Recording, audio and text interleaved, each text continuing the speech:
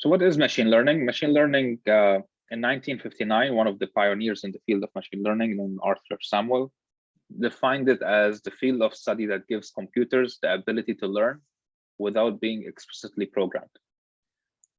What that means is, like right now, a program that you write, or everything you've written so far as programming, it's basically a program that you tell it exactly what you want it to do, like how to behave if it gets an input of this, you want it to do something, and so on. And here we're saying that this program is going to, it will have the ability to learn what to do without explicitly programming it to do something based on input. And that's what machine learning in this definition is. So what is learning, or like how would a machine start learning? Like what do we mean by learning? It needs some sort of reference to learn from. So if we want, for example, an algorithm to learn how to differentiate between a handwritten 8-digit and a 9-digit, and if we give it a handwritten, like one of these digits, we wanted to be able to tell us this is an 8 or this is a 9, we need to first give the algorithm some sort of reference, which would be data. Like we need to give it a bunch of images that has the digit 8 written and digit 9 written in different ways, because there's not one way to write the digit A in a handwritten way, or 9, or any digit.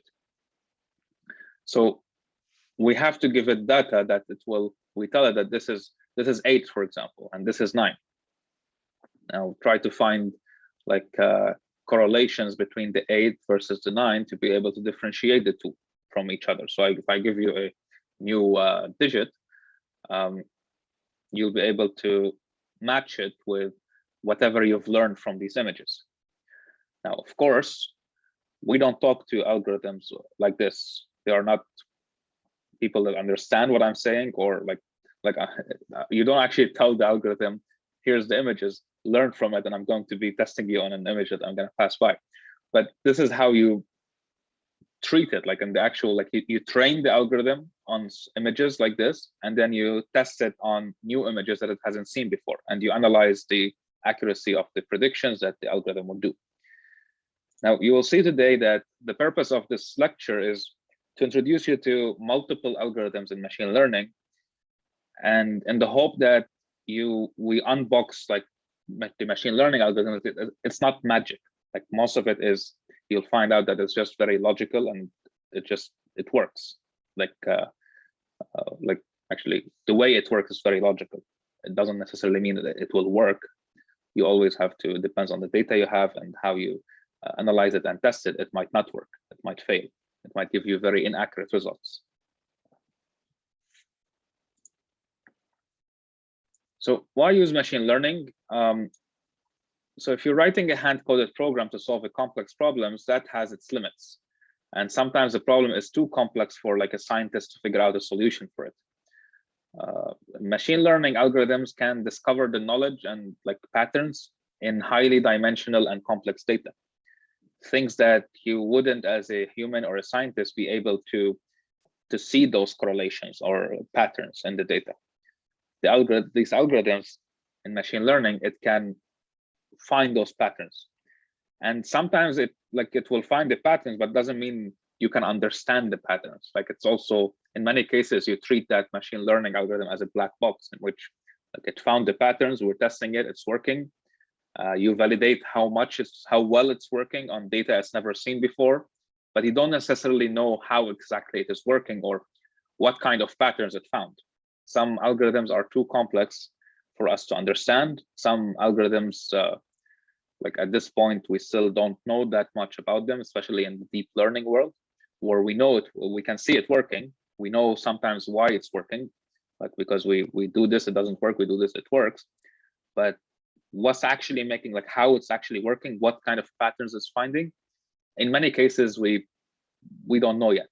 We just treat it as a black box. Now, an example of like a machine learning application is if a robot wants to learn the map of an environment by exploring. So this is like what the output of this exploration, what you're seeing in the image, like the robot is navigating through a room and it's mapping the room by itself, just from some sensors that it has. Or if you have like speech or handwriting recognition. So actually I have here a list of applications. So some applications of machine learning in different fields would be like in bioinformatics, it's used a lot in sequence alignment for like aligning DNA sequencing, DNA analysis. Protein folding has been like one of the biggest problems for many years now. And basically a protein has like a specific sequence of structure that in the 3D world, like in the real world, it folds on itself to form a shape, and that shape determines its action, like it determines its functionality. So the problem is that if you have the sequence of the protein, can you predict how it's going to be folding on itself to shape something? So you can see on the right image, that's like the shape of the protein when it folds on itself. And for many years, like many tried to get accurate predictions for folding proteins until like a few years back, I think it was DeepMind that released their deep learning model that predicts the folding of proteins. And it was like a breakthrough because their accuracy on the data set that everyone was testing on was exceeded anything else, like anyone that was even like by a huge margin by any other algorithm that tried it out. And that's really going to like reveal a lot of new knowledge and new experiments that can be done in the world of like protein design and stuff like that. In computer vision, whenever we say computer vision, we're talking about like giving vision to a computer, meaning you have a video stream or like a video that you're doing something with it, or even just an image, and you're recognizing an object in it. For example, you're tracking something that's moving in the video. You're doing image segmentation, where you segment the image to find like specific, like there's a human standing here, there's an animal standing here, there's a car moving here, standing here. So all of that is part of computer vision. In robotics, we have like map building, like the example we saw, decision making, like based on the result, like the sensors that the robot has and the data it's collecting, it decides what to do next, how to move, how to navigate. That can also have a role in, like you can have a machine learning algorithm getting trained to behave, like making decisions on that. In speech recognition, speaker identification, all of that involves machine learning. In financial analysis, we have like portfolio allocation, algorithmic trading, predicting the stock market, and making decisions to buy and sell and things like that. This is actually being applied these days. There's a lot of algorithmic trading firms that do this kind of trading. In e-commerce, automated trading agents, data mining, spam filtering.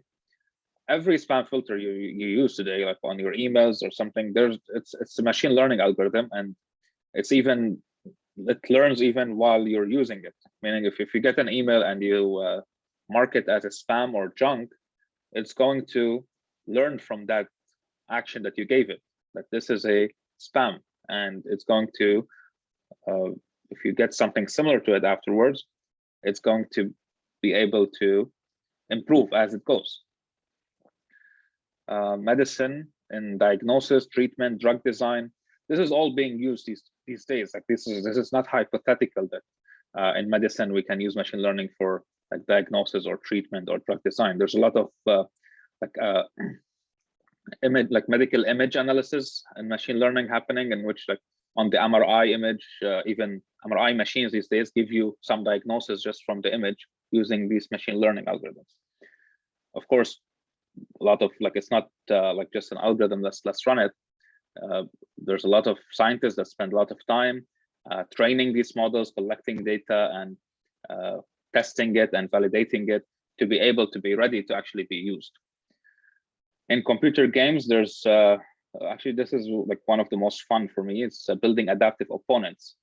where you have like a game AI, but it's like an opponent that learns from your moves against it. So as you are playing, it becomes more and more difficult to win against until it reaches a point where it's impossible to defeat because it learned all your moves and now it can just win.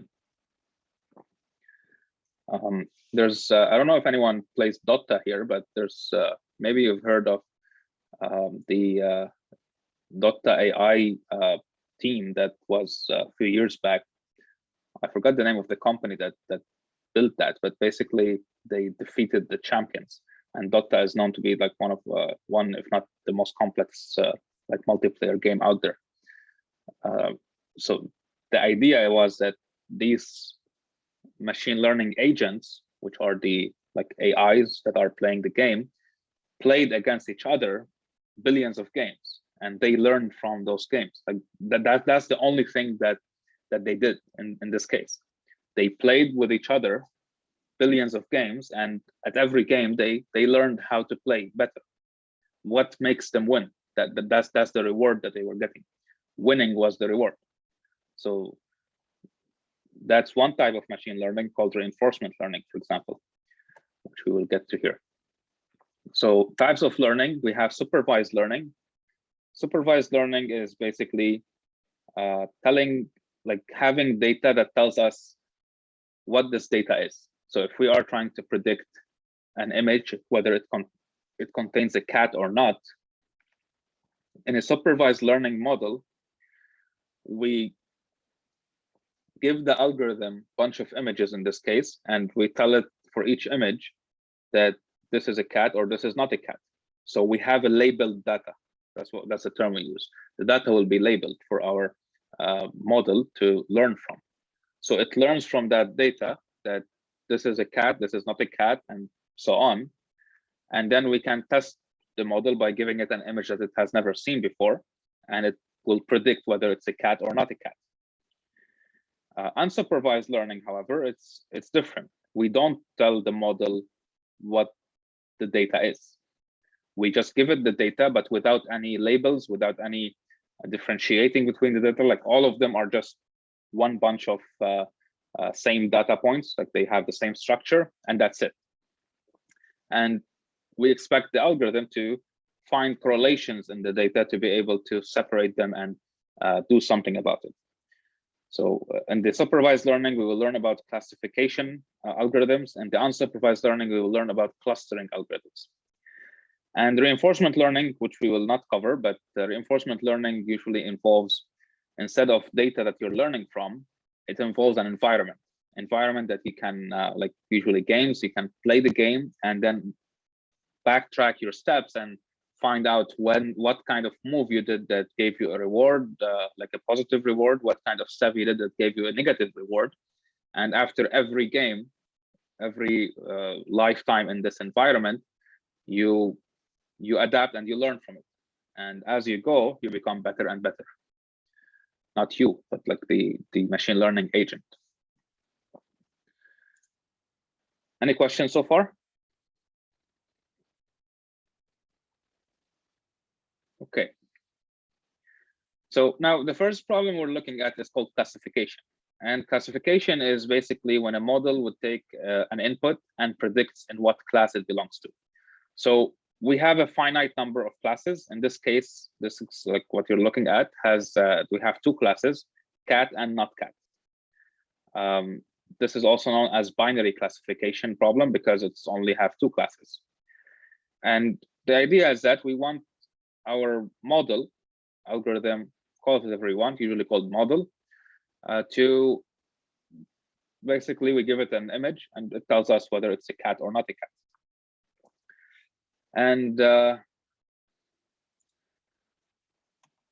there's multiple algorithms that solve the classification problem. And some of them are more complex than others. Some of them can find correlations in the data more than others. Some of them are simple, so they cannot like really predict cat or not cat, but they can work really well for simpler amount, like simpler data. Some would require a lot of data to learn from. Some would work well on just a small set of data.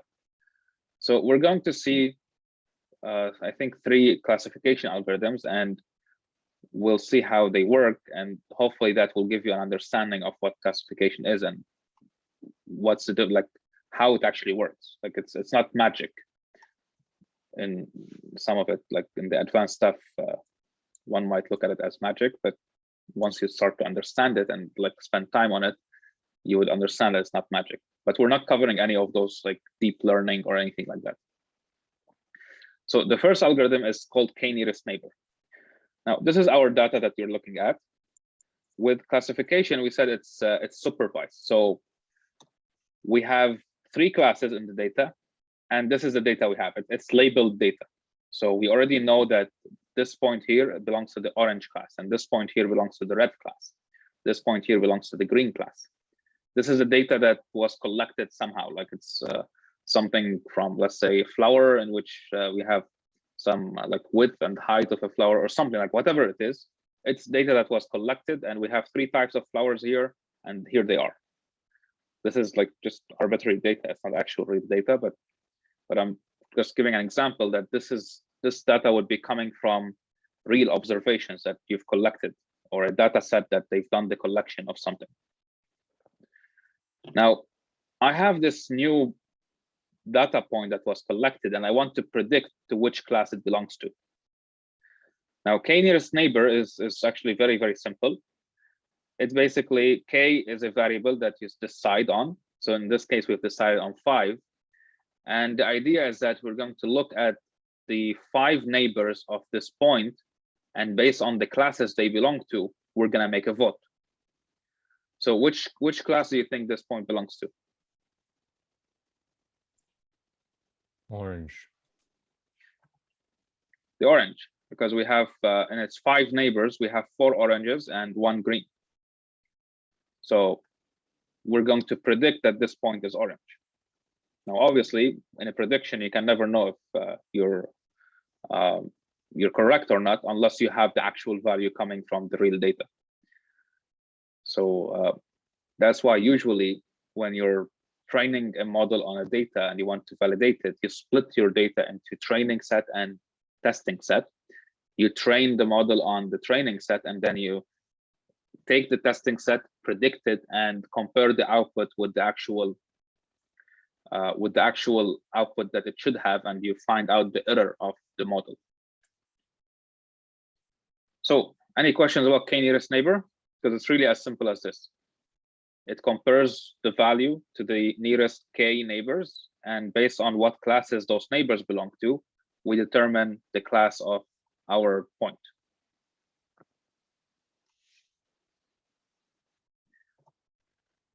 Okay, the next algorithm is feed-forward neural network. I'm almost sure all of you have heard of neural networks before, and you've heard of the world of deep learning, and you've probably seen a lot of things in action, like deep fake, where it takes a video, it outputs another video with a different face or stuff like that. Now, those are very advanced stuff that we're not covering, but at the core, a neural network consists of nodes, and these are layers consisting of nodes. So we have the input layer, and we have at the end the output layer, and we have hidden layers in the middle.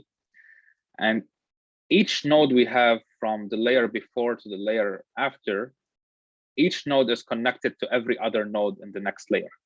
So this first node is connected to all 3 nodes. The second node is also connected to all 3 nodes in the second layer. Same for the last 2. Each one of them is connected to every other node in the layer after it. And as you would expect, the nodes in the hidden layer are also connected to every node in the output layer. Now, these links have weights. So each one of these lines would have a weight. And the node itself is basically, looks something like this. Or it's not like it looks something like that, but that's like what's happening in the node. What we're getting, and these are the connections that are coming in. Each one of them has a weight. And the first part is the sum of all the weights multiplied by their input. So for example, if I'm jumping to this example because just to explain it, if this is the input value 5 and 1, and these are the weights of these lines, then this would be 5 times 0.2 plus 1 times 0, and this would be the input right here at this point. We took the input multiplied by the weight and the input multiplied by the weight, and we added them up, and that determined the input right here. Now, so this is this part right here. It is the sum of all the input, where the input is coming from the previous node multiplied by the weight of this link. And after you find this number, so this becomes the input to this node. And then there's something called an activation function, which we're not going there, but this is basically, there's multiple activation functions that one can use. In our examples, we're going to assume that the activation function is just a straight line going from 0, 0, 1, 1, minus 1, minus 1, which means that if you pass the value 1 as input, the value 1 will be the output. If you pass the value 2 as input, the value 2 will be the output. So we're assuming that basically the activation function is just a straight line going from like diagonally. So any input that gets in would be the output of it. So as like a Python function would be like y equal x, basically. That's it. The input goes directly to the output. So this is how we will think of this, and this is used sometimes, but like there's other activation functions that are used as well. So in other words, having this neural network, we have these weights of these connections, these links. If the value here is 5 and 1 as the input, what would be the value right here?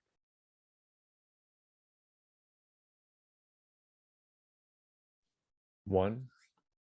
1, because it's 5 times 0.2 plus 1 times 0. And we're saying that this is whatever input will be an output here. So that will result in 1. How about this other node?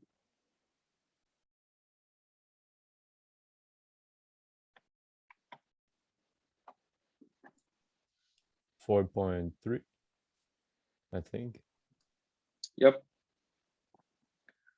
And then at the next layer, whatever is here is similar to now this part. Like so now this becomes the input to this, and we have these weights. So the number here would be 1 times 1 plus 4.3 times 0.5, which will give us an output of 3.15. So in this case, if this is our input, we're getting 3.15 out of it. So what is like what are the variables that we have here that will determine from our input how the model is going to determine the output?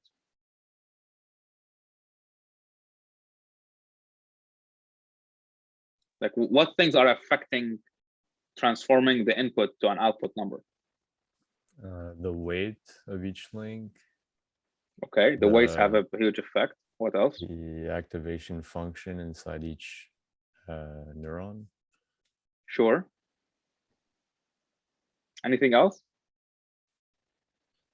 Not necessarily looking at this network specifically, like because when you're designing your neural network, you can change it, right? You can add more hidden layers. You can increase the number of like the size of each layer. So if I add more hidden layers, or if I increase the input, like those layers here, I'm basically saying I'm making this model more complex. So it's going to do much more complicated like calculations that would result in the output, which is kind of adding more dimensions to that equation that this is generating to taking an input and getting the output. So all of these three, I can be working on the design of it. In fact, the activation function I can be designing, like I can be choosing. The number of hidden layers I can be choosing. But the weights itself, that's where the actual training is happening. So how it works is that you have some data with specific input and predicted output. So in a classification problem, you would have something like this. Let's say this is cat and this is not cat. So and this is where the image goes in as input. And if we see the value 1 here and value 0 here, it means it's a cat. And if we see the value 0 here and the value 1 here, it means it's a dog, or not cat, actually. Let's say that's how it works. So what happens here now is that we have a bunch of inputs as images, and we know their expected output what to be. We know that if the input is an actual cat, we know that we want to expect the value 1 here, and we want to expect the value 0 here. So because we know that, we can calculate the error right here. So let's say, imagine that this is the actual 2 ones, like 2 of them, and here we have like 0.5, but it should be 1. So what would be the error if I have an output of 0.5 and it should be 1?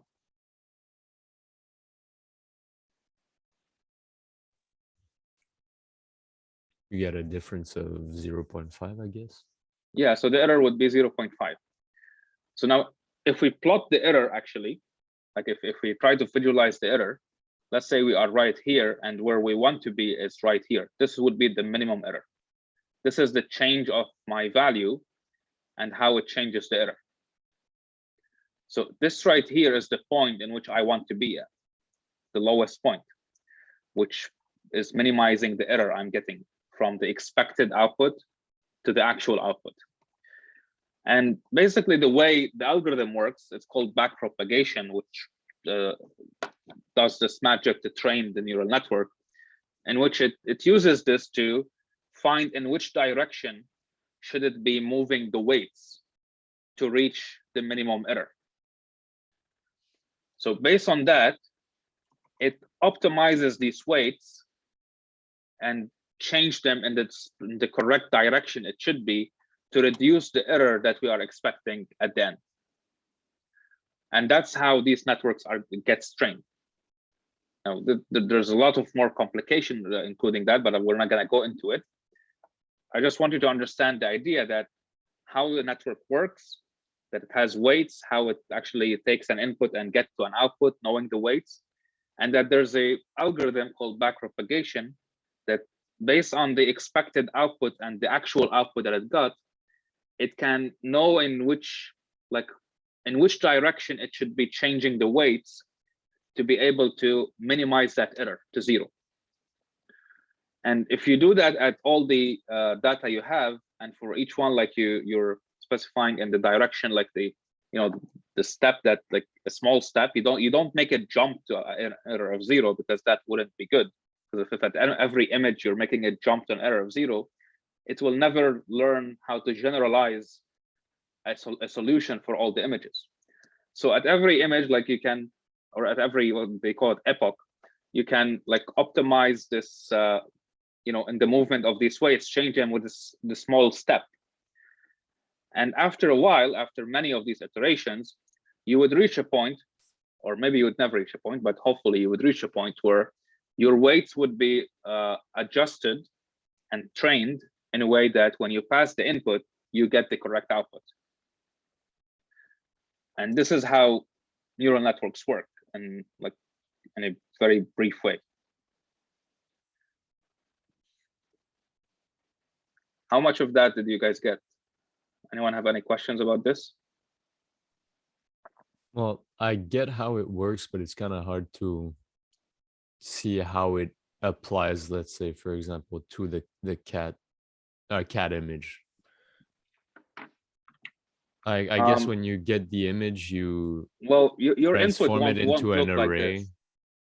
Yeah, you're in deep neural network, your input can be like a two-dimensional array, where you would have like one dimension as the number of pixels you have, and the other dimensions is like maybe the RGB value of that image.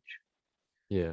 So it's much more complex than having a simple neural network like this. But maybe I can.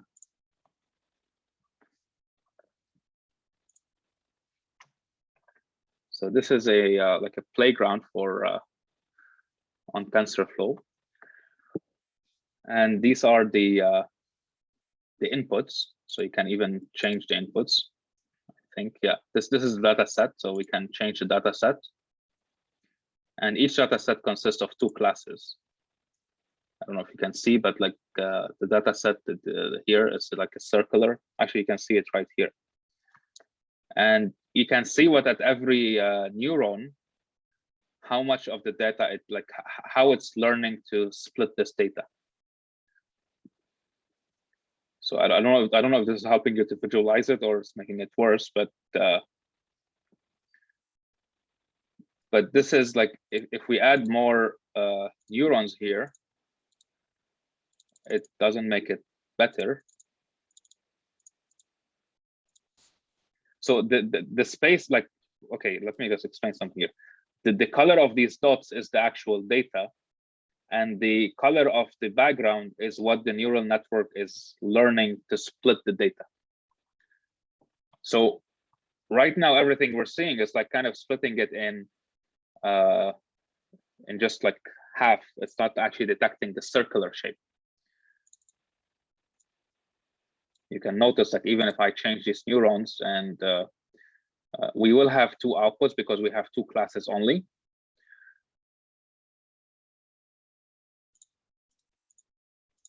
Okay, this is regenerating data.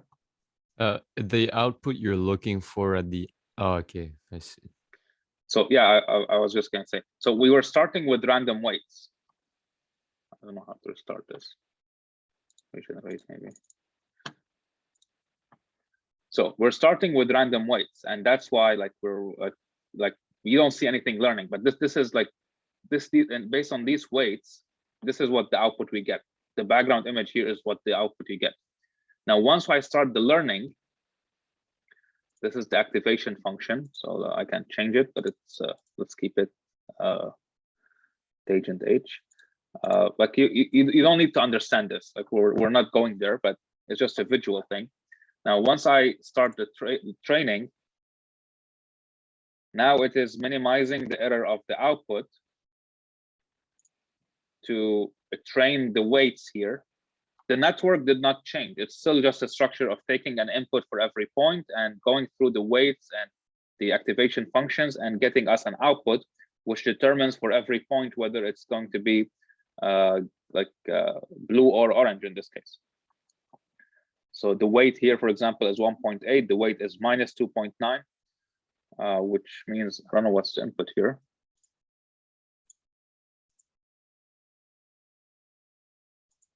Yeah, in this case, I'm like removing a layer. Something. But here you can see at every part, what's the calculation on it, like based on what input came in on it and what's the output. So this and this, each one have learned differently, learn different things. And then when they get combined here, this is what they're learning at this step. And I think I removed something. Yeah, I think I reset it when I clicked here. That's why we're not seeing it anymore. Okay, so this is what each layer learned, like what each neuron has as a value. And if I look here, like each one has a specific input, and based on the input it got in, it has a value in it. But combining it at different layers, it starts making these complex shapes and starts learning complex correlations and data. Because in fact, every neuron by itself is just linear. Like it has a, like if you look at the activation function, it's a linear value. It's not going to by itself, the neuron, detect complex shapes. It's going to split things in a straight line. But with this network of multiple neurons and the complexity it goes into, it can result in very complex like correlations between data and learning it to, in this case, it's treating this kind of data set. Let's look at this data set. If we train this again, it also learns it. So what the background you're seeing is how this neural network classifies the space. If we change the data, this is the new data. Well, it's stuck. It's not working. Maybe. This is much more complex, like kind of space than the others that we've had. So it's trying, but it's not getting there.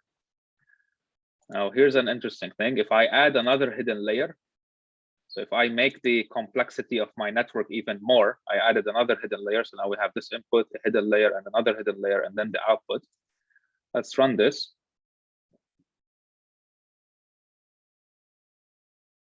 It's taking longer, or maybe, but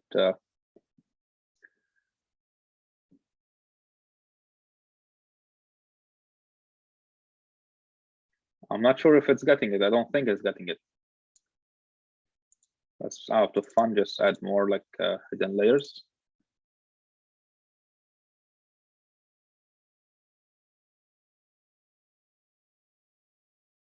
The bigger your neural network is, the more complex it is to, well, the more complex it can be to learn something. It doesn't mean that it always works, but it can detect more complex like correlations. But it also means it will take longer to train and a lot more time to optimize. So it's not perfect, obviously. It's not good enough, but it's getting there, maybe. I don't know if this is actually having an effect, or this problem, like we need to change the activation or functions. But you can play with this and just visualize what's happening at every neuron. Does that help you a little bit understand this? Yeah, I'll play around with it. Okay. Anyone else have any question?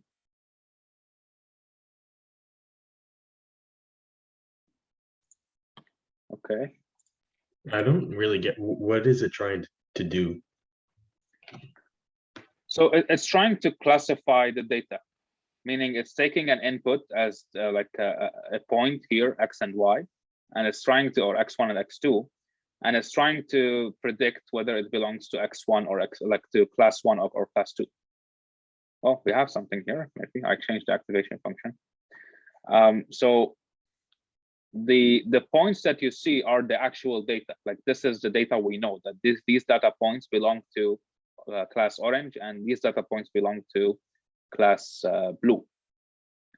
And we're trying to train this neural network to take an input and tell us whether it belongs to the blue or it belongs to the orange. And it's going to be training those weights to be able to take an input and predict for us in what class it belongs to. So what you're seeing here in the background image, the color tells us at this position, the neural network, what did it classify it as? Is it orange or blue? So in this case, we can see like it got all of this blue correct, kind of, all of this blue completely not correct. Here it's trying to figure something out, but it doesn't get it correctly. These are like kind of correct, but not all of it. If I simplify the data, then now our neural network actually, like if you pass an input at this point here, it's going to classify it as blue. If you pass an input at this point here, it's going to classify it as orange. The background color you see is what the neural network is classifying your input to which class it belongs to. We have two classes in this case, just orange or what's it called, blue. Okay, yeah, that makes more sense. Yeah. Now sometimes you also pass, like, although you have two inputs, X1 and X2, but sometimes you pass other inputs to it. Like in this case, you can pass X squared and X2 squared and X1 times X2. You can add these, like in this like playground, we can add all of these as the input. Although we have our data consists of just like x1 and x2, we can also add these as input. So it's the x1 squared, x2 squared, x1, x2 multiplied together, the sine of x1 and the sine of x2. Now let's go back to this complex like shape that wasn't being able to detect. Maybe these inputs would help it be able to detect it.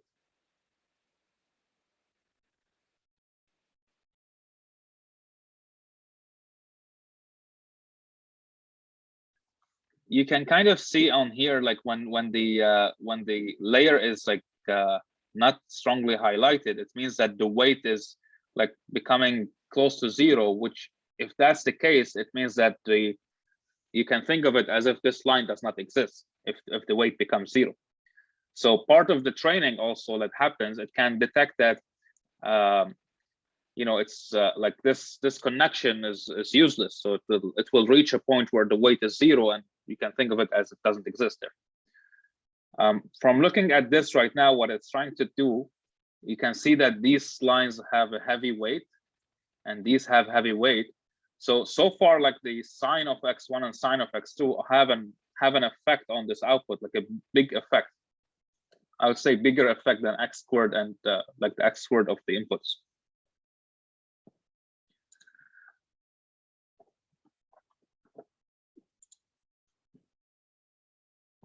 Now, what I want you to get from all of that, like it's fun for me. It's fun, and I would like you to explore and have fun.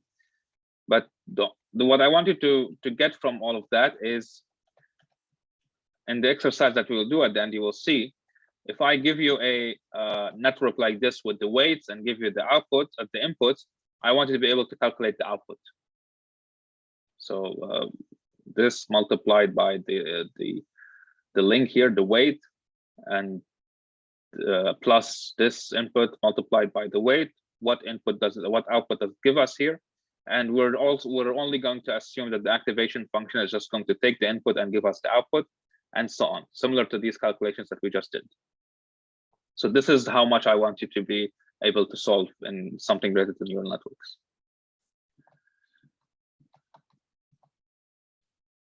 Good so far? Yep. Okay.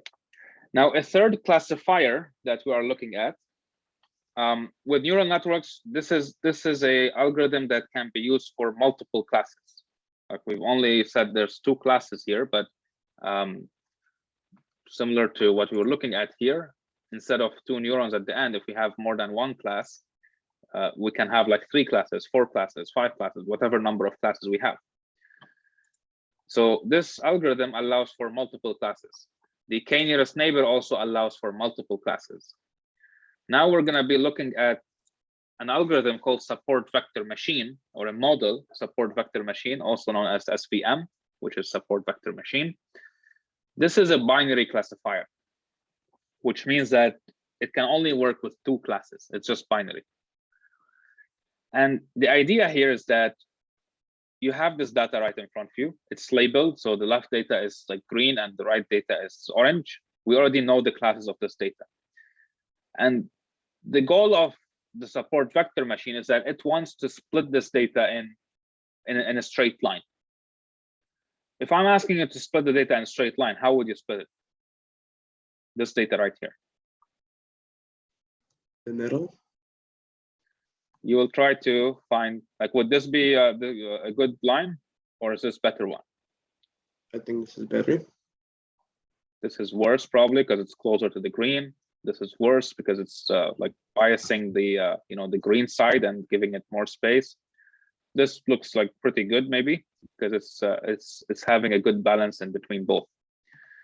So the way it works is that it wants to find that split line, and the way it does it is that it has these support vectors, which are like, this is the margin and this is like the line we have in the center of it, and the distance between the closest points to the line from each side needs to be like all maximized, kind of like, which it shouldn't be like one side lower, like very close versus the other side very big. It should be all equalized as much as it can, and that's what it tries to do. So it tries to find that line. And this is called like this is a constrained optimization problem. It has some constraints and it's trying to optimize to find that line. And it can be solved in different ways. One way is called like rank multipliers technique, but we're not going there and we don't have to know what that is. But I just want you to understand the concept behind how a support vector machine model works. It is a binary classifier. It only works on 2 classes, and it basically tries to find that line that separates the classes. And it does it to make sure that it tries to make sure that it's not biasing towards a class. So it tries to find somewhere in the like what you're saying, like in the middle fits best in this case, in this data. Now, in the support vector machine, there's a parameter which is usually called the C parameter. And this parameter decides on like if we're going to allow for like how much error are we going to allow for.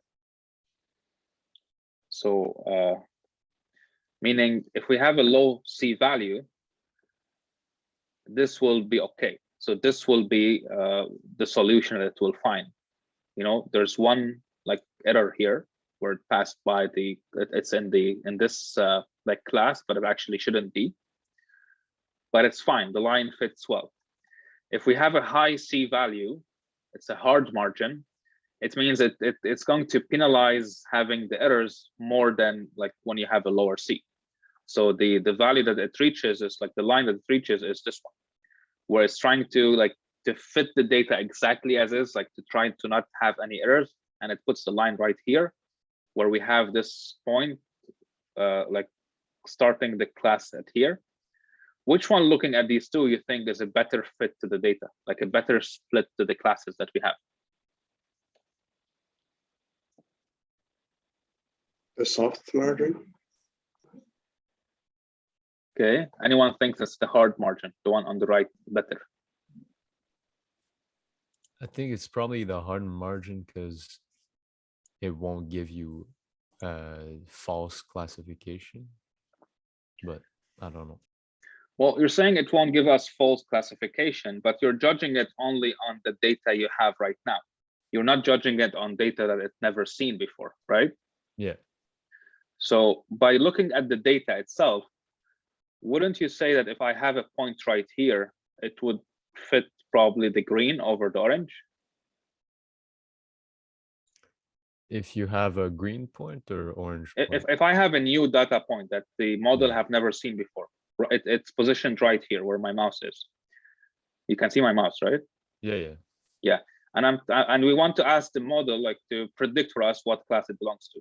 What class do you think it should be belonging to, just by looking at the data? Forget the line, forget everything.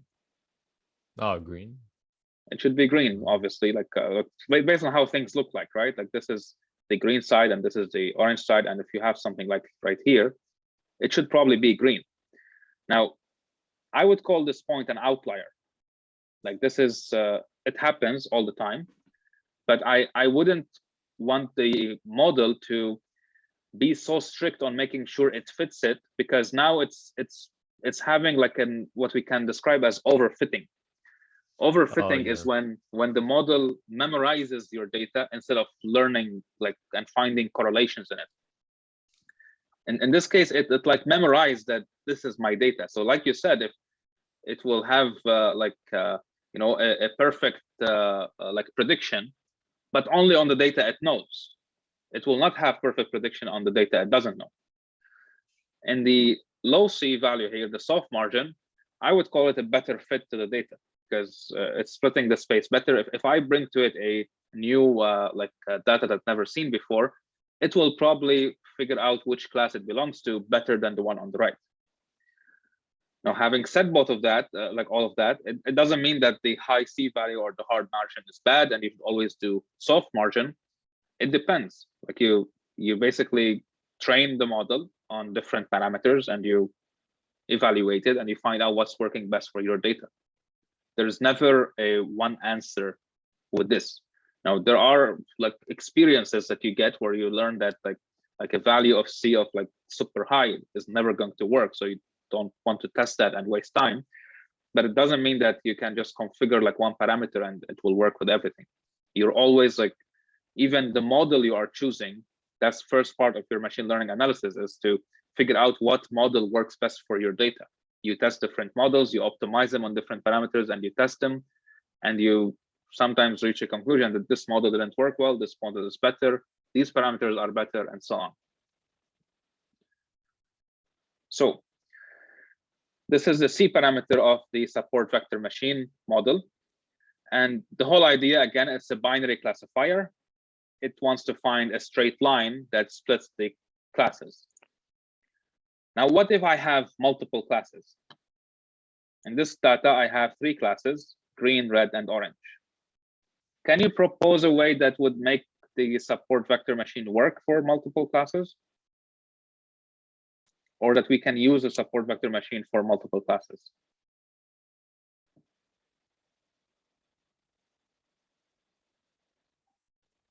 At the core, the whole idea behind the SVM is that it's splitting the space with a straight line. We're looking at it in 2 dimensions, of course. Can we split this space into 3 partitions with a straight line? No. No. We can. And that, yeah, go ahead. Me? I don't know, whoever was talking. Oh, no, it's my brother. It's not me. Okay. Sorry So for the it's okay. So the answer is no, because a straight line is just going to split it into 2 parts. However, what we can do is that we can use multiple SVM models. Like we can run multiple classifiers, and each one would classify something different than the other. So the first technique, in this case, we have 3 classes, and the first technique is called one versus rest. And the idea is that we're going to have a full classifier for every class we have. And the 2 classes will be the class that we have, like red, and the second class will be everything other than the red. The second classifier would be classifying the green and everything other than the green. The third one classifying the orange and everything other than the orange. So now if we get a new data point, we will need to classify it on all 3 classifiers, and based on the output, we can make a vote and decide where it belongs. So if we get that this is red, and this is not green, and this is not orange, then we can say, like, with confidence, it's predicting it to be red. Now, so depending on number of classes, we're going to have the same number of classifiers applied, where every time the classifier would have 1 class of that class that we have and everything else as the other class.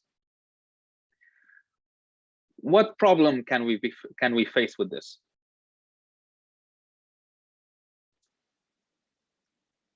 Like here it says it can lead to imbalanced data sets, but what does that mean?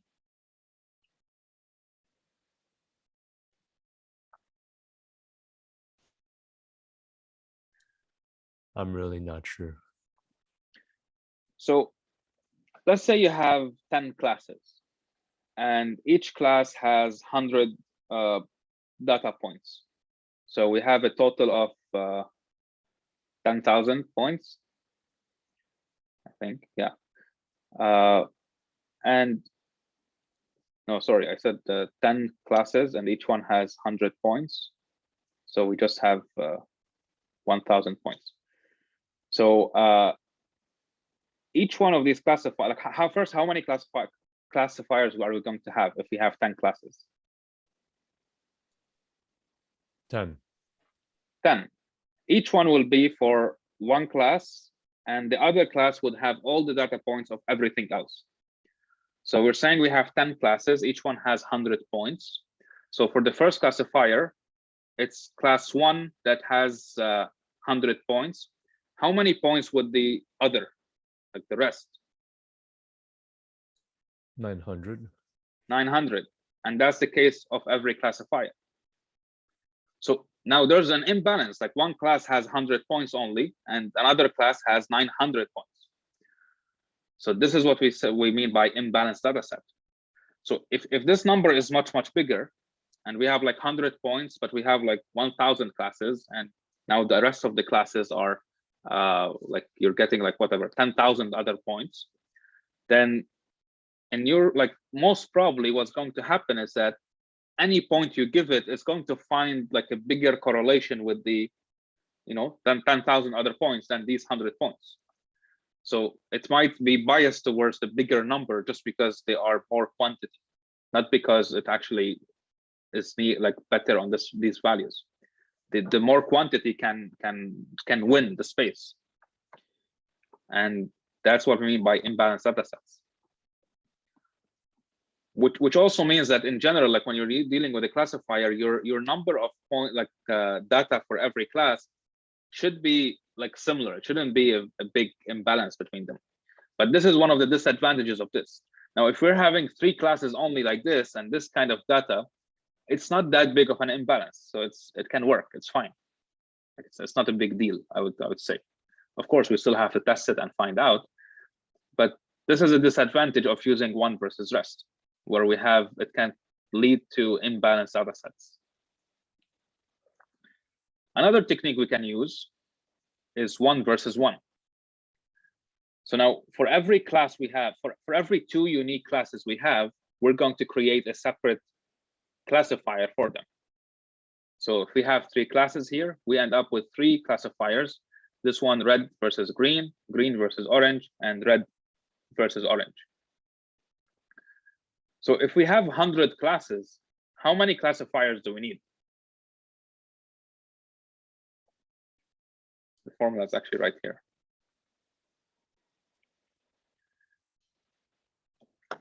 It's going to be a big number. So to know how many combinations we're going to have, it's k times k minus 1 divided by 2. For like 100, that's 100 times 99 divided by 2, which is 4,950. So for 100 classes, we're going to have around 5,000 classifiers with this technique, 1 versus 1. With 100 classes in 1 versus rest, we're just going to have 100 classifiers. So this causes a problem with the imbalanced data set. This doesn't have an imbalanced data set problem because each class is compared to one class. It's not compared to the rest of the data set. So we can still have imbalanced data sets in case our actual data set is already imbalanced, where the number of like points for one class is much bigger than another class. But that's, I would argue that it's like the data set by itself is imbalanced. However, this can become very costly because, as we saw, if we have 100 classes in our data, we're getting to 5,000 classifiers. Any question about this?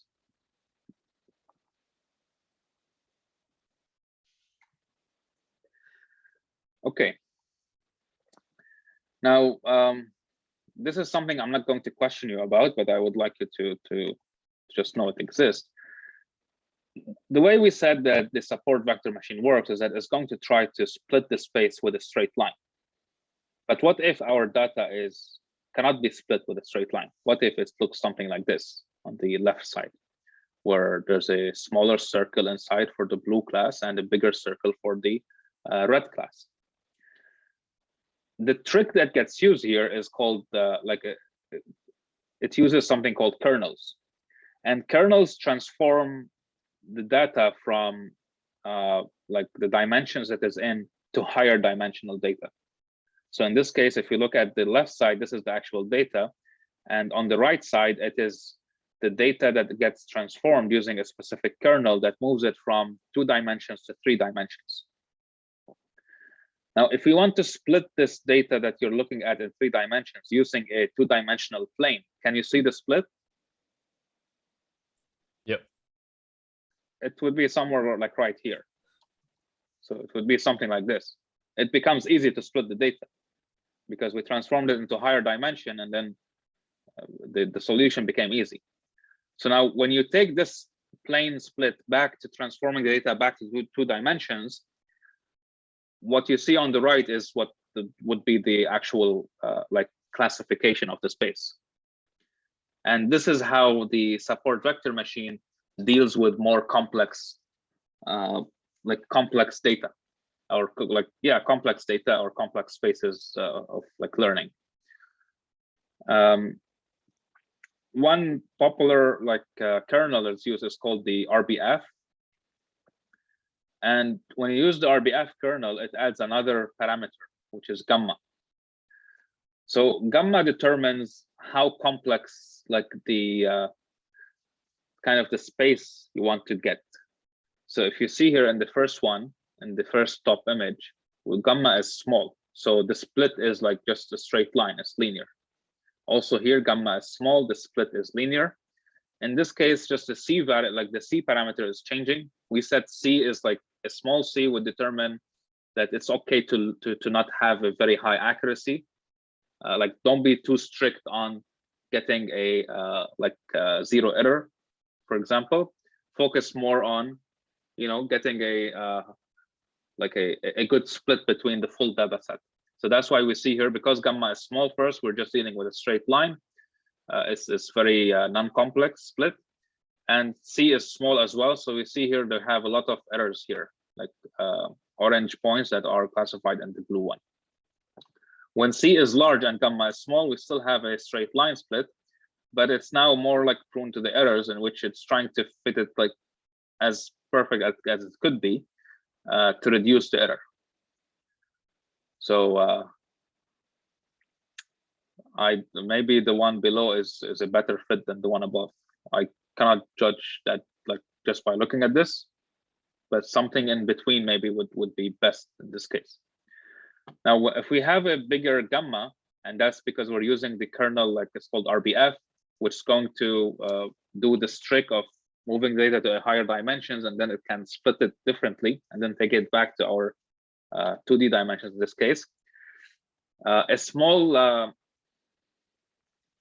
gamma would be not complex. A large gamma would be complex space. So here we can see like the large gamma with small c, it's giving this shape here, which I would say it's not good, but it's also not very strict on the blue ones.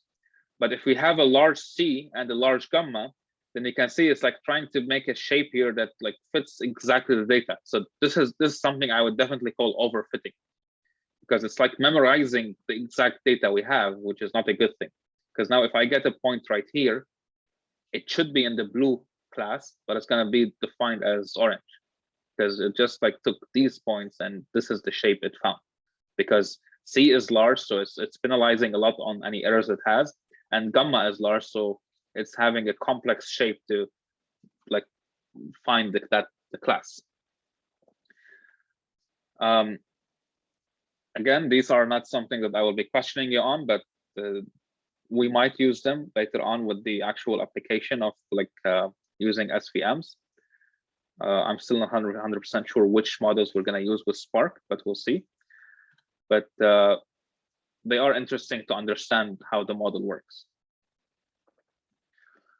So, any question about classification?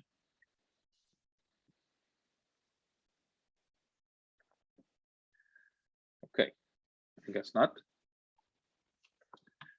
Now, another problem is called clustering. And clustering is an unsupervised learning problem, which means that the data for the model is just as you see it here. That's all the model gets. And just from the data itself, it needs to find correlations to be able like to split the data into separate clusters, to say this group of data belongs to a cluster and this group belongs to another cluster. Now, looking at this data right here, how many clusters would you make out of it?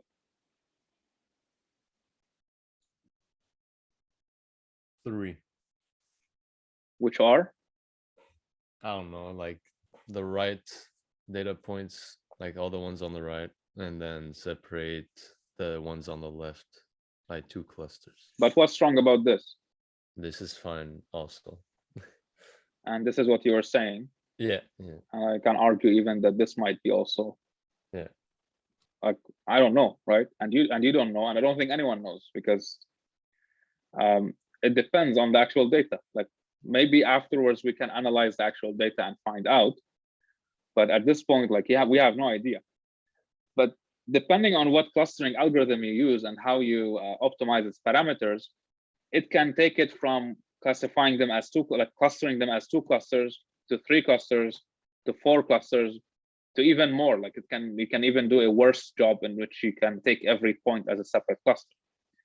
So this is like, we'll look now at multiple clustering algorithms and how they cluster the data to kind of understand how, like, what would lead to something like this and to lead to a good cluster versus worse cluster. So the first clustering algorithm is a bad one, but it leads to a better one. So the idea is simple. This is our data, and we're going to pick a point at random and start our cluster. Say that this belongs to cluster 1, and we're going to have a threshold that this is a parameter that we specify, and we're going to look at this point that we made it into the cluster orange, and as long as there's a point within this threshold of it, we're going to join it to the cluster it belongs to. So now these 3 points are within the threshold, and this becomes orange as well. Now, for every point that was joined into the cluster, we're going to do the same thing. There's no new points in the threshold of this, so nothing will happen. Now, in the threshold of this point, we have a point that does not belong to a cluster. So now we will join it to the orange cluster. And then for these, there's no new points. And then we're done with this cluster. There's no more new points to add to this cluster. So now we repeat the process. We pick another random point, and now this becomes our new cluster, call it red. And we check the threshold.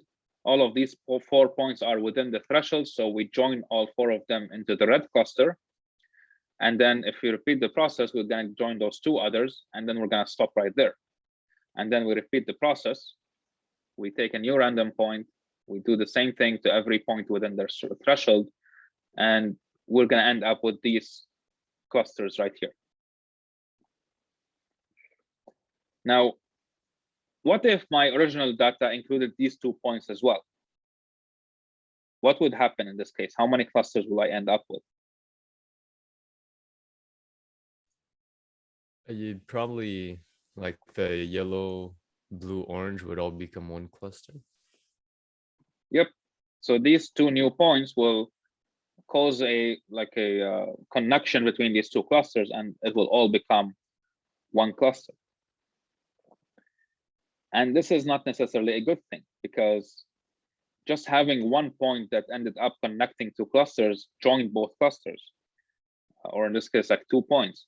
But you will always be having outliers in your real data. Like, there will always be data points that are just outliers. They don't fit in the right place, and they can cause you to end up having, the full data as one big cluster, because it will still connect the clusters together because they are outliers. So first, this is the algorithm for this. We pick a random point that does not belong to any cluster yet, create a new cluster with this point. We find all the neighbors of this point and join them to the cluster. So neighbors based on the threshold. And then for each new point added to the cluster, we repeat step 3 to find the new neighbors that were added, like based on the new points that were added to the cluster, until we reach a point that there isn't any more points to be added to the cluster. And then we go to step 1 and we start with a new random point that does not belong to any cluster, and we make it a new cluster, and we keep on repeating until we've clustered all our points. Now, one little modification we can do to this algorithm that can kind of solve this problem is within this algorithm. It's called density-based clustering. It's also well known as dbScan. And the idea is that we're going to do the same thing, the same steps, but there's one condition that we're looking for in a point before we actually join it into the cluster. And we have the threshold, it's the same thing, but we also have the minimum number of neighbors. So if a point does not have this minimum number of neighbors based on the threshold that we've defined, we're going to specify this point as an outlier. We're going to ignore it, basically. So in the previous algorithm, if we have this data set and we have these 3 points right here, then the whole data will become one big cluster. But with this new condition, none of these points have 3 neighbors. So this point has like 1 and 2 neighbors. This point has 1 and 2 neighbors, maybe this one. This point has 1 and 2 neighbors. So none of these have minimum 3 neighbors. Now 3 is a parameter that I chose here. That's something that you would optimize in the algorithm and in the model. But in this case, it's specified that these 3 points are outliers and were not included in the actual clustering. And that's how we ended up with these 2 clusters instead of ending up with 1 big cluster. And this DB scan is very similar to the one before it, but the one before it was very sensitive to like outlier data. In this case, we are kind of protected from it, and we have a parameter that we can optimize to our needs based on the data we have. So the pseudocode for this is very similar, but it just adds this condition that if this point is not eligible to join a cluster, we define this point as noisy point and we go back to step 1. Eligible in this case is the point has number of neighbors more than or equal to density specified. That's why it's called density-based clustering. So the density is like the number of neighbors it has.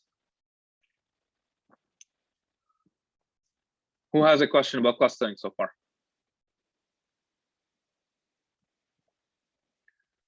Okay. Are you guys enjoying this or are you getting bored? I'm just curious about everyone in the class. This is cool. Yeah, it makes sense and it's cool, but yeah, it would be good to have some like real life application of this, I guess. But you talked about them at the beginning, but like of this density-based clustering, I guess. Well, when we apply them next week, you will I will try my best to be applying them on real data, and we will be finding out real analysis out of it. Okay. So like we will not apply every single algorithm that we're seeing today, but we will be applying a classification one and the clustering one. Okay, sounds good. Yeah. Yeah, and the exercise that we will do today will give you an idea of how much I want you to be learning out of this, like what kind of questions I'm going to get you on the test. So I know some of it might be like too much, but I'm not asking you to become like to know everything I'm explaining right now. Okay, now the third clustering algorithm is a very popular and famous one. It's called k-means clustering. And as part of the name, k is a parameter that we specify to the algorithm, and that determines how many clusters we're going to have. So in DB scan, we did not choose how many clusters we have. It continued till the end, and we got to the point where we found out how many clusters we have. In k-means clustering, one conditions we have to specify at the beginning is that we have to know how many clusters we have, which usually is something you don't know, but you kind of try, and you try to analyze afterwards and try to make sense out of it. Because when you're dealing with clustering, you don't have labels. Your data don't like always make sense. Like as like to know that there's a label here and label here. Like to give you an example of clustering is like in the let's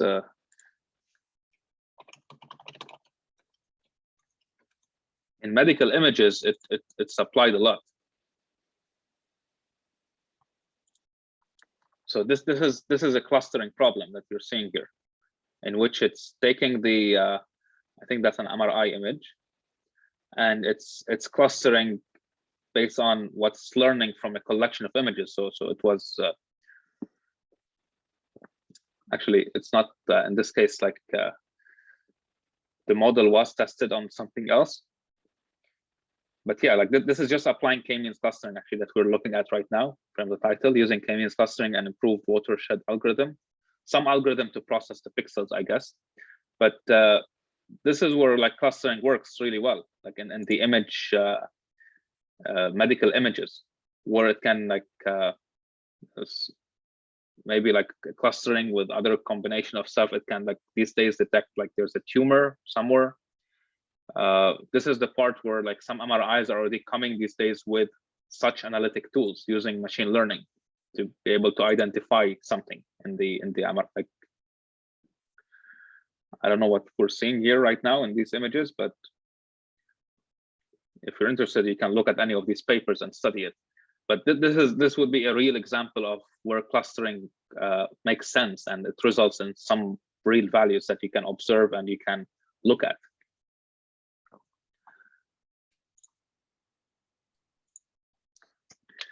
So K means clustering. The K means the number of K identifies how many clusters we have, and that's the value we have to specify. So in this case, we're gonna choose K to be 2. The first step you do is that you specify 2 random points. You can pick 2 random points and you decide that these are going to be the centers of your clusters. In this case, I have 2 clusters. I've already known that because I chose K to be 2. And I chose these 2 points and by random to be my center of the clusters. So now, because they are the center of the clusters, it means that if I split the space in half between those 2 points, the side that will have like will be on the green side, it will be part of the green cluster, and the one on the red side, it will be the red cluster. Now, this is just a visual way of showing you how like to decide on this, but basically it's just as simple as calculating a distance between this point and the 2 clusters, the 2 centers, and whichever it's closer to, it becomes part of it. Like that's how you would decide on it programmatically, which also means you have to be picking a distance measure. Like usually in this case, like we can use the Euclidean distance, but that's how we determine it. So we're going to determine each point to which cluster it belongs to based on to which center it is closer to. Now, what's the problem right now? Like the problem in everything we just did.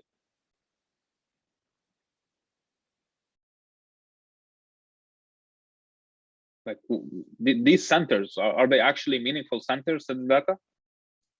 No, they're just random. We just picked them randomly. So we basically said we're going to pick like random centers, and we're going to decide based on these centers where each point goes into which cluster. So here comes the second part. Now we've decided on, based on these random points or random centers, that this is where each point is going to be in the cluster. This is the green cluster and this is the red cluster. Now, is the center still the same? Is the center of the green cluster still here? No. No. So we can recalculate the center, or in this case, calculate it for the first time. And this now becomes the center of the green based on these points that we have. And this is the center of the red.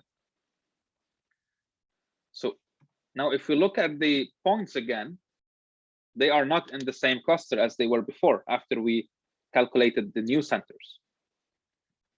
So at this point, we reevaluate the points and we put them in the right clusters. So now these 2 points will be moved to the red one. Now, because we changed some points, we moved them from the green to the red, it means that our centers now are not the same and they need to be recalculated. So we recalculate the centers and then we evaluate the points again. This point will be moved to green and this point will be moved to red because they are closer to those centers now. And because we changed which point belongs to which cluster, it means that the centers have changed again. So we recalculate the centers and now we evaluate the points, and our points did not change. They are still in the same cluster as they were before. So do we need to reevaluate the centers? No. At this point, no, because if we recalculate the centers, it will still be the same center because our points of the clusters did not change. And that's how k-means clustering works. Like that's the algorithm for it. So we keep repeating that until we reach a point where we're set. The points after the recalculation of the centers did not move from one cluster to another. And now those are the centers of our clusters. And this is how we cluster the data.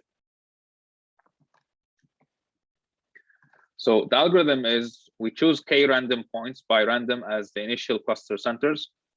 I'm not sure why I have random points by random, but k is the number of clusters we have, and these will be the initial cluster centers. We assign each data point to the cluster to which it is closer to. So we calculate for each point the distance from it to each center of the clusters we have, and whichever is closer to, we say that this point belongs to this cluster. And then at this point, where all the points have their known clusters, we update the cluster centers. We recalculate the centers. When we do that, we repeat step 2. We check again for each point. Now, to which center are they closer to? And we assign them to that cluster. And as long as we have points changing their cluster, we keep repeating that process. We keep updating the centers, evaluating the points, until we reach a point where once we update the cluster centers, we don't have any points that move from one cluster to another, and we got to a point where we have like a convergence. And this is k-means clustering. And this works with however many number of clusters. Yeah, as long as you specify k. Like you have to determine how many clusters you have, because you are starting with 2 random centers for your clusters. So you have to determine that, okay, I have 2 clusters now, and like go for it, and they will like it will evaluate for those 2 clusters. If k equal to 3, then the algorithm would be different in this case, and we would have 3 like centers that we're starting with, and we have to move from there. So that's why we have to specify k at the very beginning before we even start. Okay. Now, one thing to notice about k-means clustering is that it's kind of going to split the space into equal partitions. So in here, like it split the space into half. If we have like 3 clusters, it will split it into kind of 3 equal like partitions. So there's always going to be a partitioning split. It's not going to find a very crazy like complex shape like what dbScan can result in. So looking at this data, probably like k-means clustering would like make a line here maybe, and like that would be your 2 clusters on half bottom and half top. I'm not sure, like we can run this and see it, but it will not find this kind of shape here and this kind of shape, because it's splitting the space. Like in 2D, we're able to visualize it as a straight line that is being split. And in higher dimensions, it's still the same concept, but you cannot visualize it. Well, in 3D you can, but in higher than 3 dimensions you cannot.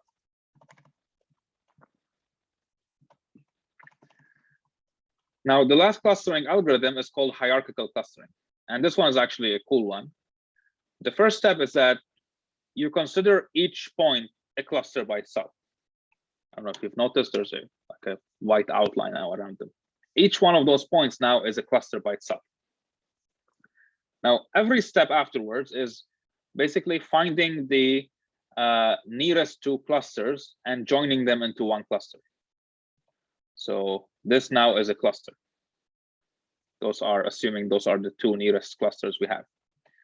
Now, these are the second like 2 nearest clusters, and this now became one cluster. This became another cluster. Another cluster. Now this cluster right here with this cluster right here are the closest to each other. So now this became a cluster.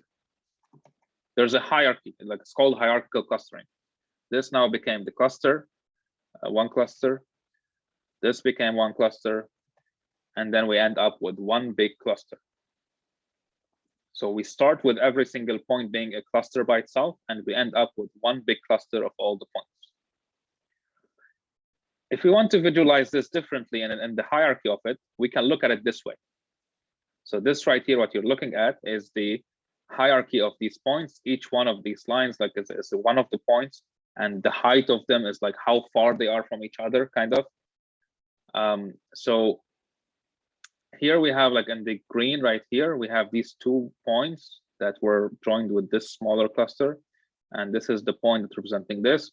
And at this level right here, we're having this cluster. Same for the red ones. So you can move this line in the hierarchy to decide on how many clusters you want to end up with. If I have it right here, right now, how many clusters do I have? 2. 2, the red ones and the green ones. So we have this big one here, and we have this green one here. If I move the line right here, I'm going to have 3 clusters. We have the green one, this one, and we have this red one that contains these 2 clusters. And we have this one right here that contains only 2 points. So based on where you want this line to be, you can determine after the analysis how many clusters you're going to end up with, and how you're going to and looking at this, sometimes, usually just by looking at this plot here, this drawing, you would be able to determine what makes sense, because this also represents the distances. The height in this hierarchy represents the distances. Does this make sense? Yeah, I'm not sure about the height thing. So this point right here to this cluster has this amount of height. Like at this height, they were joined together. Mm-hmm. But these two, this cluster right here with this cluster has a bigger distance between them, and they were joined together at this point right here, at this height. So where you are in this hierarchy, it can determine what's the maximum distance that you will stop at, that you will not be thinking of joining clusters anymore. And how close they are to each other can determine how far they are from each other. Actually, the height in this drawing can determine how far they are from each other. So now, like this drawing right here might not be exact to what the data you're seeing, but it's so looking at this, these are the 2 points that you have right here. You see it? Yeah. And these 2 points are very similar, but they have a difference. Like the distance between them is bigger than the distance between these 2. Yeah. So you can see that this one right here is at a higher distance where they became one cluster than these 2 points where they became one cluster. So when the height in that hierarchical representation, when the height is bigger, that means that they're closer, or it's the opposite? So looking at these 2 points here when they became a cluster, and when these 2 points became a cluster, you can tell that these 2 points were closer to each other than these 2 points, because there was a bigger distance between these 2 points when they were joined to one cluster. I don't know if that answers your question. Yeah, it's just kind of counterintuitive, but I understand. Okay. Now, talking about distance between clusters, how do you determine the distance between a cluster? How can we calculate the distance between this cluster and this cluster, or versus this cluster, to find out which one is closer to each other?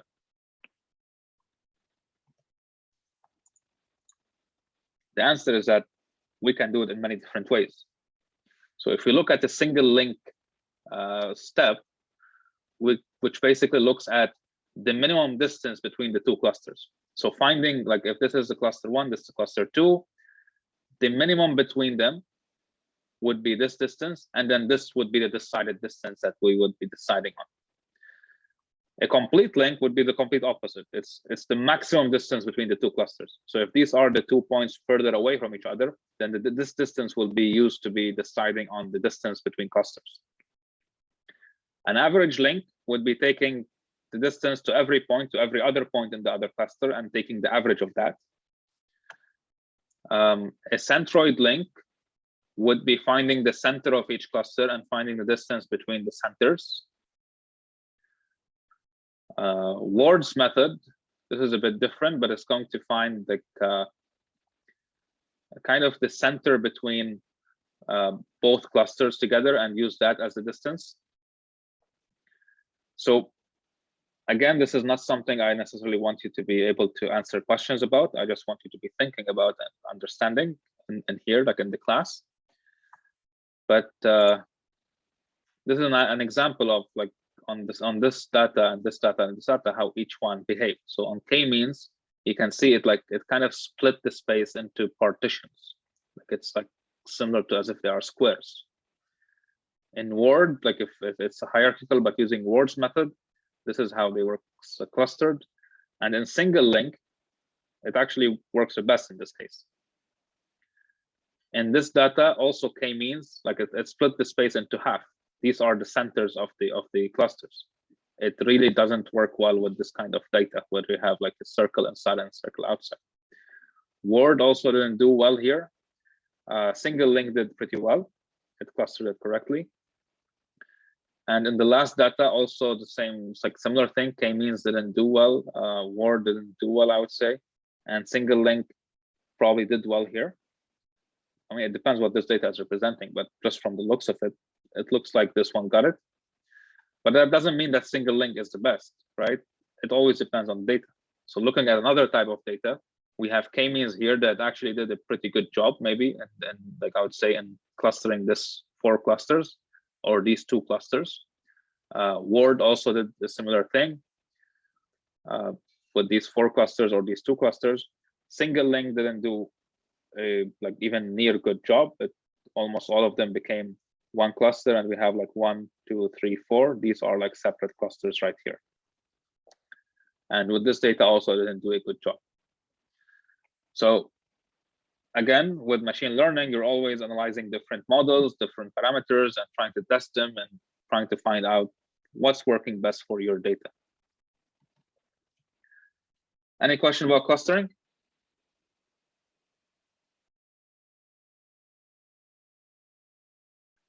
So I know we've exceeded the time that like I'm going to give a bigger break. There's still one algorithm on regression that I want to cover. Would you like us to take a break and come back, or just cover it and end with the theory part? You can just cover it, I think. Yeah, we can finish it. Okay. So we looked at classification, we look at clustering. All of these are like 2 different problems. And a third, like very popular like machine learning problem is called regression. And maybe you've used regression before in like Excel or in a scientific like lab. I don't know actually if you've done any of this. But regression basically is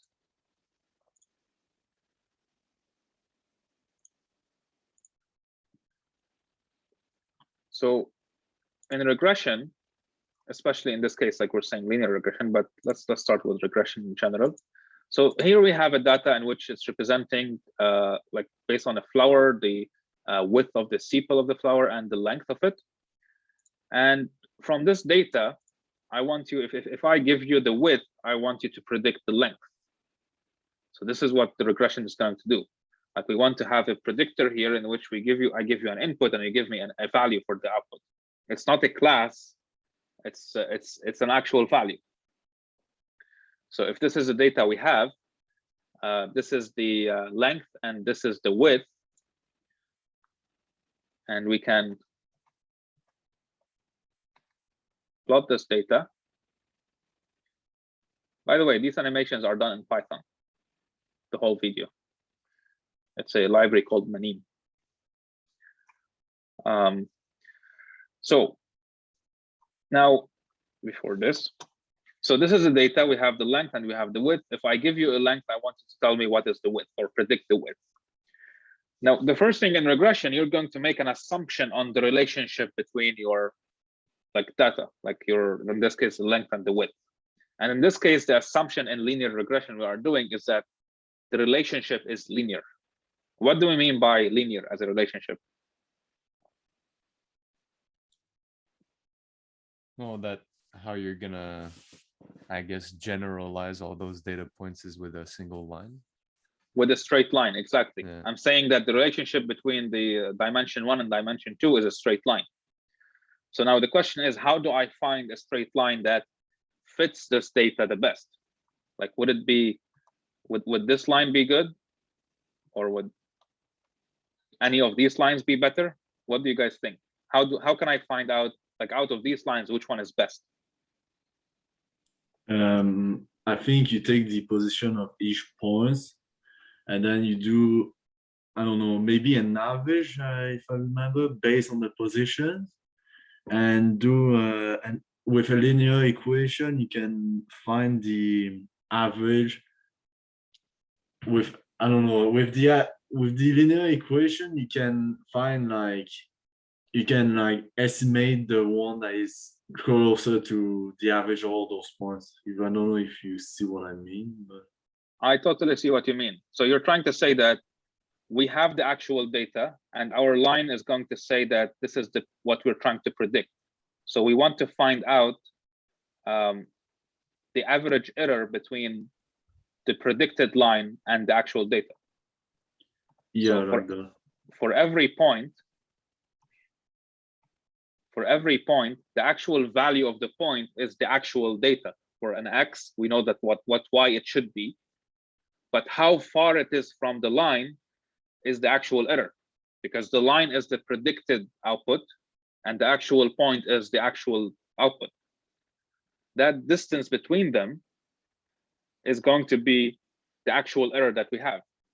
And if we take all those errors and we get the average, we're going to get the average error of the whole line. Do you all see that? I'm not too sure. So you take the distance, but first, how do you get that blue line? That's just like done. Well, we didn't get there yet. I'm just saying, like, how do you come? If I give you a couple of blue lines, how do you know which one is better? Oh, okay. Then yeah. I see So what you mean. we needed to define an error first. Like, how do you judge a line to be a better fit to the data? And basically, we said, if like this point, if X is 6, for example, then one actual value would be here at like 2.2. But based on this line, the predicted value would be around 2.8. So what would be the error in this case between 2.2 and 2.8? Yeah, 0.6. 0.6. So that would be the error for this 1 point. Do the same thing for all of them and get that error and get the average of it.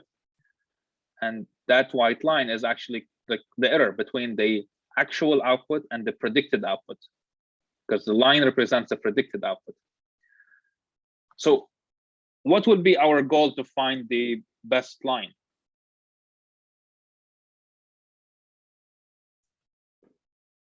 Well, basically, we're trying to find the line that has the least amount of error so that we can give the best prediction for Exactly. a So we given length. want to be able to minimize the error. That's the objective here. If we can minimize the error, find the line that minimizes the error, that's our goal. Now, luckily, this kind of problem, the linear regression, has a solution. Like it has a you can, if you're watching this video later on, I'll share with you the link. You can skip the explanation of like anything related to math, and you can jump to the solution. So this is the solution. You know that the I found it from the previous section that you call it linear function, not a straight line equation or something. So you call it linear function, right?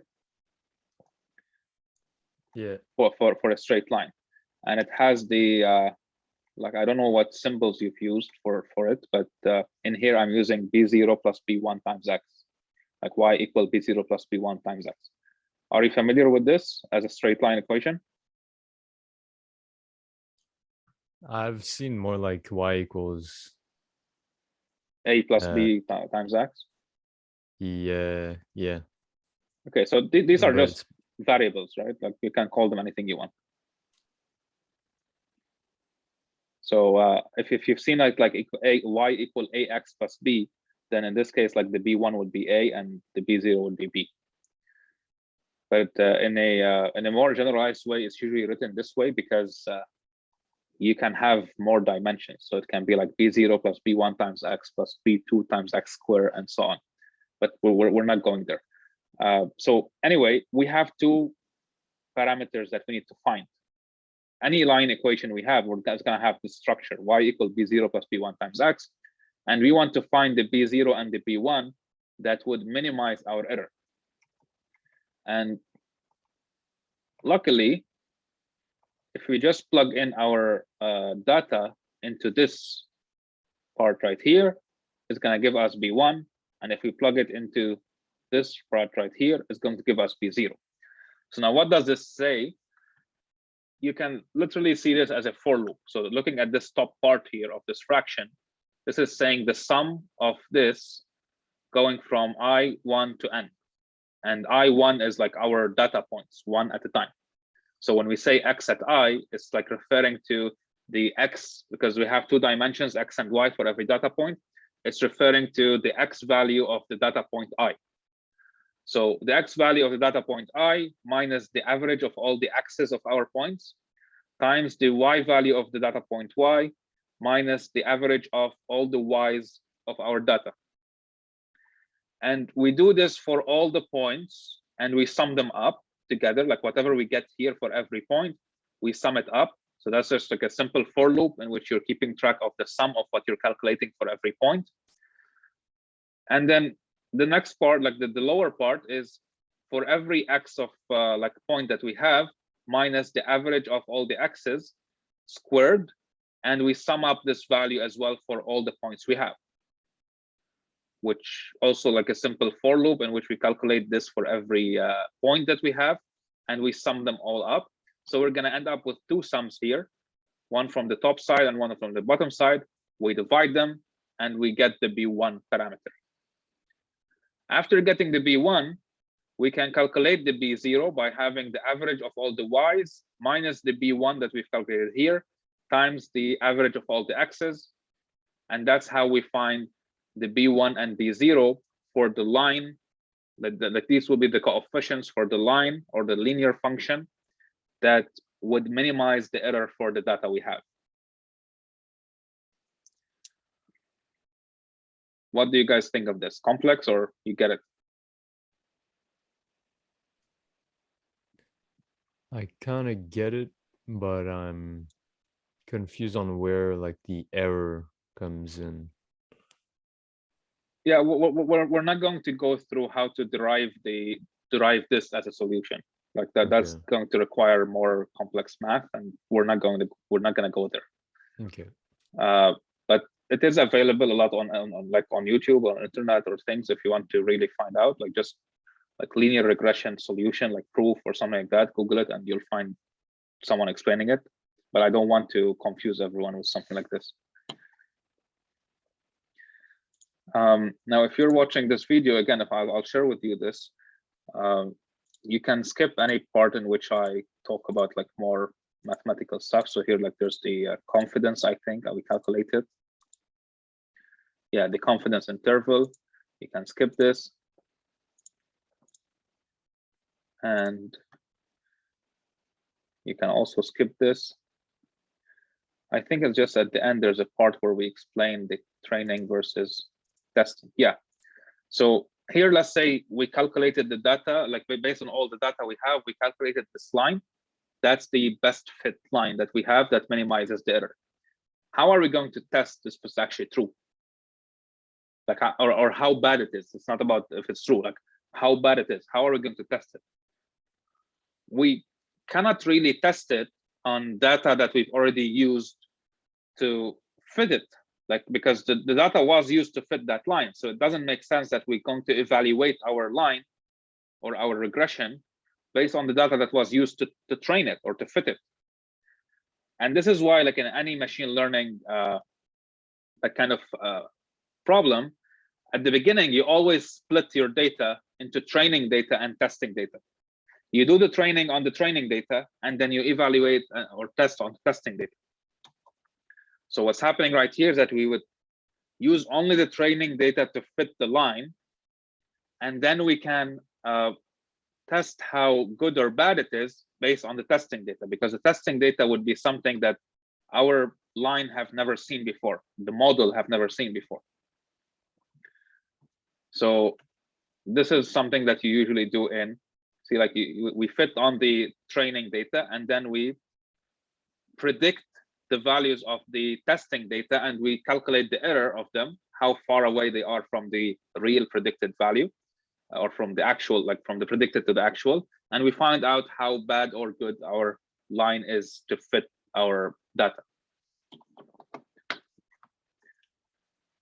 So any questions about regression or linear regression only? We're only looking at linear regression.